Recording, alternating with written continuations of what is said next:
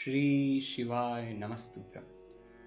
भक्ती मराठी चॅनलचे श्रोता हो, आज आपण आजपासूनच एका नवीन ग्रंथाकडे वळणार आहोत। श्री शिवलीलामृत। श्री शिवलीलामृतांची शिवांची लीला आपण 15 अध्यायांमधून समजून घेणार आहोत। हे 15 अध्याय उद्यापासून आपण संपूर्ण मराठी निर्वाचन सहित सांगणार आहोत। तर पहिले जाणून घेऊया श्री शिवलीलामृत आहे तरी काय। श्री शिवलीलामृत हे संत श्रीधर स्वामी यांनी रचलेले एक महान अत्यंत महत्त्वाचे मराठी धार्मिक ग्रंथ आहे। हे ग्रंथ 17व्या शतकाच्या शेवटी लिहिलं गेलेलं आहे। शिवलीलामृत भगवान शिवाच्या लीला आणि भक्तांच्या प्रती त्यांची प्रेम हे दर्शवते।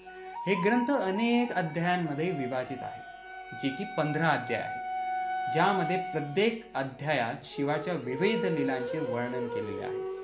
शिवलीलामृत ग्रंथाच्या वाचनाने भक्तांना शिवभक्तीचे महत्त्व, शिवनाम स्मरणाचे लाभ आणि शिवपूजेची विधी यांची माहिती मिळते। शिवलीलामृत हे पारायणासाठी देखील वापरले जाते आणि अनेक भक्त 7 दिवसांच्या सप्ताह पारायण पद्धतीने हे ग्रंथ वाचतात। ग्रंथांचे उद्दिष्ट भगवान शिवाचे गुणगान करणे आणि भक्तांना आध्यात्मिक समाधान प्राप्त करणे हे आहे। या ग्रंथात नैतिक मूल्य, भक्तीचे महत्त्व आणि शिवनामाचे जपाचे सामर्थ्य यांचे वर्णन केलेले आहे। शिवलीलामृताच्या वाचनाने भक्तांना शांती, समाधान आणि आनंद मिळतो। तर अशा महान शिवलीलामृत ग्रंथाचे आपण पुढील काही दिवसांमध्ये वाचन करणार आहोत। संपूर्ण 15 ग्रंथ आहेत आणि आपण रोज एक ग्रंथ पाहणार आहोत आणि त्याचं मराठीमध्ये विवेचन करणार आहोत। तर या ग्रंथासाठी आणि या पूर्ण प्लेलिस्टला जोडण्यासाठी आताच आपल्या चॅनलला सबस्क्राईब करा